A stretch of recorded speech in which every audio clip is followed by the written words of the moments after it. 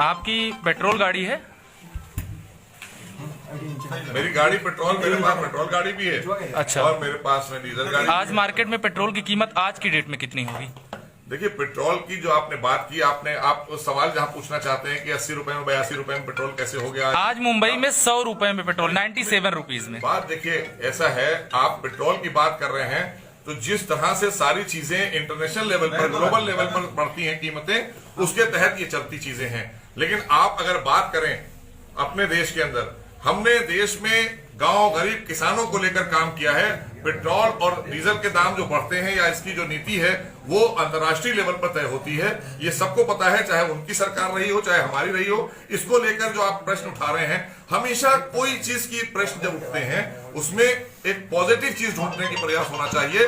Negative बात तो ये है कि आप इतनी देर से क्यों आ गए, हम बैठे थे बहुत देर। नहीं, बिल्कुल निगेटिव नहीं है। आपका सुन लीजिए, आपके ही घटक दल हैं सुब्रमण्यम स्वामी जी कह रहे हैं कि श्री राम के देश में पेट्रोल सीता जी के नेपाल से और रावण की लंका से ज्यादा महंगा है। देखिए, ऐसा है कि अगर आज आपका देश संपन्न भी हो रहा है, देश तेजी से आगे भी बढ़ रहा है, वहां पर जिस तरह की खपत है, जो भी हमें जरूरत है, उस जरूरत के तहत, क्योंकि ये जो चीजें इंटरनेशनली आपको जिसमें आप शामिल होते हैं, अंतर्राष्ट्रीय लेवल पर जिसकी कीमतें तय होती हैं, उसमें आप और हम कुछ नहीं कर सकते। उसमें हम और आप अपने देश की जनता को कहीं ना कहीं फायदा देने के लिए सब्सिडी लाते हैं, हम अपने टैक्सेस कम करते हैं। जिस तरह से मैंने कहा कि इस बार के जो आप देखें उठाकर बजट को, हमने टैक्स बिल्कुल भी किसी पर कोई भार नहीं डाला गया, पूरे देश में कोई टैक्स नहीं बढ़ाया गया और ना किसी से कोई टैक्स के लेकर बात हुई। पेट्रोल और ये मेरे प्रश्न का जवाब नहीं है। डीजल की कीमतें इंटरनेशनल स्तर पर तय होती हैं। क्या इस बात की जानकारी 2014 में नरेंद्र मोदी को नहीं थी? क्या नरेंद्र मोदी कहते थे कि अगर पाकिस्तान में पेट्रोल 35 रुपए लीटर बिक सकता है तो भारत में पेट्रोल की कीमतें 35 रुपए लीटर क्यों नहीं हो सकती?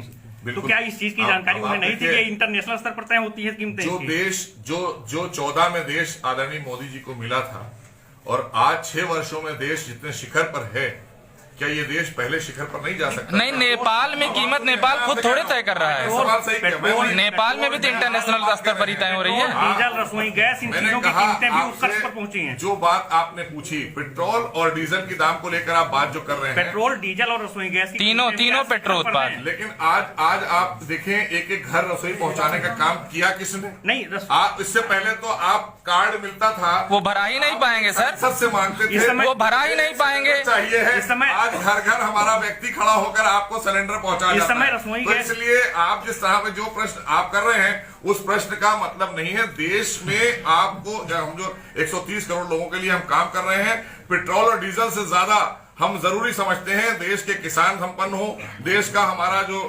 छोटा छोटा व्यापारी खुदरा है वो, और हमारी शिक्षा की जो स्तर है वो बढ़ना चाहिए। देश में विकास तेजी से हो रहा है या नहीं हो रहा है, आप बता दीजिए। इस समय रसोई गैस की कीमतें कितनी पता है आपको? सॉरी, रसोई गैस सिलेंडर, एक सिलेंडर कितने का है? ये उतार चढ़ाव इनमें अप्स एंड डाउन्स रहेगा, हमेशा रहा है। इनको लेकर आप कभी ये मत करिए कि हमारी सरकार में बढ़ गया और पिछली सरकार में नहीं था। सब्सिडी लोगों को, ये जो बात आपने लोगों के खाते में सब्सिडी कितनी जा रही है, इसके अलावा आप आइए, इसके अलावा आप आइए, ये वो चीजें हैं जो हमेशा रहेंगी। कोई भी सरकार थी, घटती और बढ़ती रही है। हमने इसीलिए देश को आगे बढ़ाने के लिए, देश के लोगों को संपन्न करने के लिए और कामों पर ध्यान दिया। जब सिलेंडर की कीमतें 600 रुपए थी, तब भी लोगों के खाते में सब्सिडी, जिनको मिलती है रेयर लोगों को, उनके खाते में सब्सिडी 49 जाती थी। जब सिलेंडर की कीमतें 650 हुई तब भी 49 जाती है, जब 700 हुई तब भी 49 जाती है। इस समय 749 रुपए है, तब भी सब्सिडी सिर्फ 49 रुपए जाती है। देखिए, 2014 में सिलेंडर की कीमतें 420 रुपए थी और आज की डेट में सिलेंडर की कीमतें 700 रुपए हैं। जो लोगों की जेब से जाता है वो 700 रुपए जाता है, नहीं 750 सब्सिडी मिलती है जिसको मिलती है। आपने जो प्रश्न उठाया है, हमारा सरकार का ईमानदार प्रयास और मोदी जी का कि हम गांव गरीब किसान नौजवान के लिए काम करने वाली सरकार लेकर आए। डीजल भी गरीब लेता है सर, और इनको डीजल किसान लेता है सर, और किसानों को लेकर जो फायदे, जिस तरह से हम बिजली पर लेकर आए, हमने बिजली पर सब्सिडी दी है, तमाम हमने किसानों को डीजल और पेट्रोल पर सब्सिडी दी है। डीजल की कीमतें ऐसी होती हैं, पेट्रोल की चलिए मान लीजिए ठीक है, बहुत बड़े लोग भराते हैं पेट्रोल। डीजल की कीमतों से तो देश में महंगाई पर अंकुश लगता है, महंगाई में वृद्धि होती है। डीजल की कीमतें आज की डेट में अमेठी में 79 रुपए कुछ पैसे हैं। अमेठी की बात मैं कर रहा हूँ, 79 रुपए कुछ पैसे में अमेठी में डीजल मिल रहा है। ये पूरे मुझे लगता है आज तक का जो है ऐतिहासिक दिन होगा देखिए, जिस कभी दिन 79 रुपए फ्लक्चुएशन पार कर रहता गया है। है। आपने जो बात कही फ्लक्चुएशन रहेगा, कभी घटेगा कभी बढ़ेगा। नहीं, वो fluctuation- और जो बातें सरकार ने जो नीतियां बनाई हैं वो जन कल्याणी है। आपका बजट- हमारा बजट जो है आपका वो बजट जन आने के बाद कल्याणी से- है। आपका बजट आपने आने के ये बाद उसके से- अपार्ट एक सवाल उठाया है। आपका मैंने बजट आपको आने सवाल का जवाब दे दिया मान्यवर। आपके सवाल जवाब नहीं मिला सर, जवाब नहीं मिला, जवाब नहीं दिया सर। आपकी सरकार का बजट आने के बाद से डीजल पेट्रोल की कीमतों में प्रतिदिन मैंने वृद्धि कहा हो रही ये है। हमेशा ये फ्लक्चुएशन इसलिए होगा, अरे कम ये नहीं हो रहा है। ग्लोबली क्यों? होता है। नहीं, कोई खाली हाँ हमारे सर, देश हाँ, में बिल्कुल, नहीं है। बिल्कुल। ये 15 हमारे कम नहीं देश में हुआ। नहीं है। मैं ये कह रहा हूँ ये तो अगर बजट आ जाएगा 1 घंटे के बाद ऊपर नीचे होता है। नहीं सर, अगर यहाँ पर ग्लोबली होने की वजह से भारत में तेल महंगा है तो नेपाल में नेपाल खुद तो तय नहीं कर रहा, वहां क्यों सस्ता है? देखिए ऐसा है, आप जिस बात को कर रहे हैं सवाल, आप देश हित की सरकार पर आप प्रश्न ये लगाना चाहते हैं कि पेट्रोल और डीजल पर लाकर केंद्रित कर रहे हैं आप और विकास कार्यों को किनारे कर रहे हैं। आप खाली बायस्ड होकर एक सवाल पूछ रहे एक चीज हैं। आप आपका बताइए। एक मिनट, आपका सवाल खाली बायस्ड होकर है कि आप देश पर प्रश्न लगा रहे हैं। और जिन लोगों के लिए आप सवाल पूछ रहे हैं उन्हीं से सवाल पूछिए कि आज किन लोगों के लिए? मैं मोटरसाइकिल से चलता हूँ, मेरे पास है, मेरी गाड़ी में पेट्रोल लगता है। मैं आपको बता रहा हूँ, उनको भी बताइए ना, उनसे भी पूछ लीजिए। नहीं, जो कल नौका चला रहे थे लोग, उनसे भी सवाल पूछ आपसे सिर्फ एक कीजिए सवाल कि नाव करेंगे। कम से कम आज बनारस से लेकर प्रयागराज तक चलाने का अवसर किसने उनको प्रदान किया है, उनसे भी सवाल पूछिए। अगर वो कीमतें सस्ती महंगी करने के, अगर उनके पास मादा होता महंगी सस्ती करने को, उनसे भी पूछते। कोई ऐसा है, पेट्रोल हमने भी जब हम छोटे थे तो इसी देश में पेट्रोल 30 रुपए में और हमने 35 रुपए में और 7 रुपए से शुरू किया था हमने। अगर तो पेट्रोल- ऐसा है, ये जैसे जैसे देश आगे संपन्न एक- होता है ये चीजें बढ़ती एक हैं अंतिम- और चीजों पर हम सरकार जो है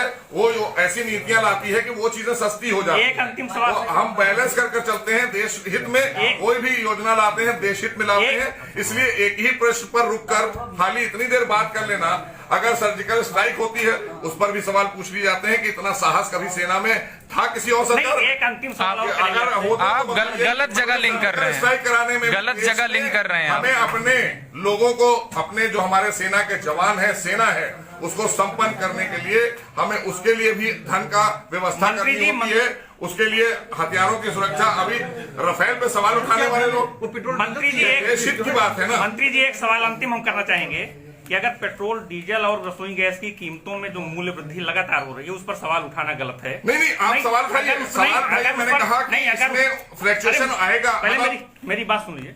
अगर उस पर सवाल उठाना गलत है, उस पर सवाल उठाने का सवाल मतलब नहीं, आप बायस्ड कह रहे हैं इस सवाल पर। बताइए आप। पूरी बात तो सुन लीजिए। अगर उस पर सवाल उठाना नकारात्मक विपक्ष का काम है तो आपकी सरकार के पहले, मतलब केंद्र में जब 2014 से पहले आपकी सरकार नहीं थी, 2014 से आपकी सरकार है, उसके पहले डीजल की कीमतों में 50 पैसे मूल्य वृद्धि होती थी तो आपकी सरकार हंगामा करती थी किसानों की कमर टूट जाएगी। पेट्रोल में मूल्य वृद्धि होती थी तो आपकी सरकार हंगामा करती थी कि लोगों की जो है लोग बर्बाद हो रहे हैं। गैस की कीमतों में 20 रुपए अगर बढ़ा दी जाती थी तो आपकी सरकार कहती थी, चूल्हा लेकर के, मिट्टी का चूल्हा लेकर कनॉट प्लेस पर बैठती थी, आपके लोग बैठते थे नेतागण, और वो कहते थे कि लोगों के घर में चूल्हा नहीं जल पाएगा। आज अगर उस 420 रुपए के सिलेंडर की कीमत 750 रुपए हो गई है तो सवाल उठाना गलत हो गया।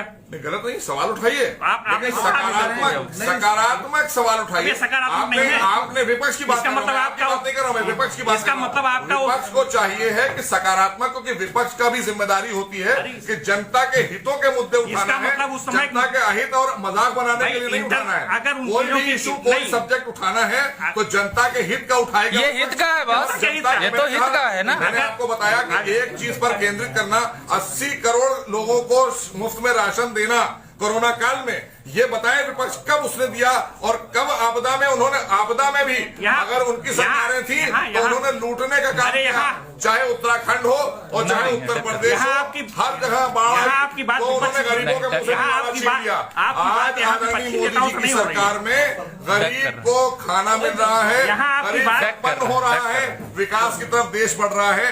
आज आप अच्छी तरह से जानते हैं क्योंकि आपके पास में कोई भी एक वो नहीं था, तो आपने भी तय किया हम एक ऐसा वो लाएंगे, ये आप भी जानते हैं। मैं कह रहा हूं कि यहाँ आपकी बात विपक्षी नेताओं से नहीं हो रही है। 5 पैसे 10 पैसे 15 पैसे अरे मेरी बात कभी बढ़ जाता है, यहाँ नहीं घट देंगे। जाता है। यहाँ आप इसको आपकी बात विपक्षी नेता से आज नहीं की हो रही है। तारीख में इसकी पॉलिसी बदल चुकी है, पहले और आज में बहुत अंतर है। आज किसी को परेशानी नहीं है, लेकिन विपक्ष के पास कोई मुद्दा नहीं है। यहाँ विपक्ष नहीं बैठा है मंत्री जी, यहाँ मीडिया के लोग बैठे हैं और मीडिया के लोग आपसे सवाल किया, मैंने जवाब दे दिया। विपक्ष से भी पूछिए, मैं कह रहा हूँ विपक्ष से पूछिए कि विपक्ष के पास आज कोई मुद्दा क्यों नहीं है। उनसे क्यों पूछे ये सवाल, उनसे क्यों पूछे? विपक्ष एक सवाल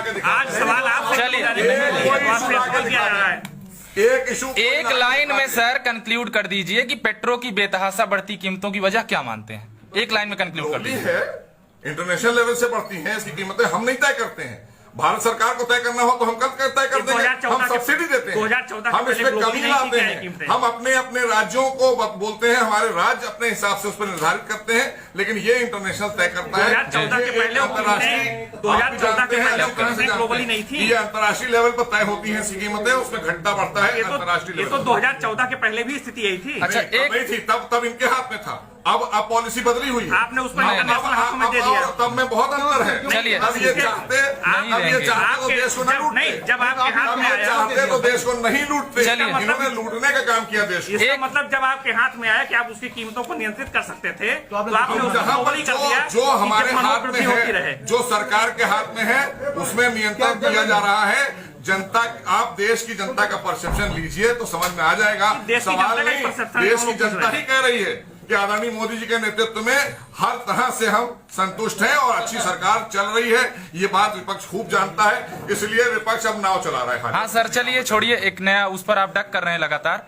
एक क्वेश्चन मैं करूंगा, आपने कहा कि अल्पसंख्यक वर्ग के लोग लगातार डेवलप हो रहे हैं, तरह तरह के उदाहरण दिए कि वहां अलीगढ़ में काम कर रहे हैं, वो कारीगरी का, जरीदोजी का काम कर रहे हैं। गुलाम नबी आजाद जी की बड़ी प्रशंसा की आखिरी दिन राज्यसभा में मोदी जी ने।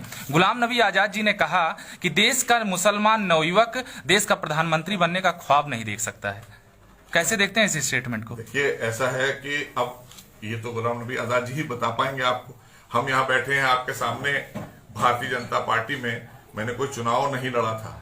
भारतीय जनता पार्टी और हमारे संगठन ने हमको प्रदेश में मंत्री बनाकर एक जिम्मेदारी दी है और मैं अल्पसंख्यक समाज के लिए काम कर रहा हूं पिछले 4 वर्षों से, और लगातार बगैर भेदभाव के सरकार चल रही है देश में भी, और बगैर भेदभाव के सरकार चल रही है उत्तर प्रदेश में भी। यहाँ आदरणीय योगी जी मुखिया हैं हमारे, और वहां देश के प्रधानमंत्री मोदी जी मुखिया हैं, और आज यही मोदी जी हैं। आज इससे पहले किसी प्रधानमंत्री को सऊदी अरब ने अपना रत्न नहीं दिया, मोदी जी को सऊदी अरब ने अपना रत्न देकर नवाजा है। इससे साफ हो जाता है कि अल्पसंख्यकों का कहीं उत्थान और अल्पसंख्यक कहीं सुरक्षित है तो वो भाजपा की सरकार में है, यहाँ दोहन नहीं होता उसका।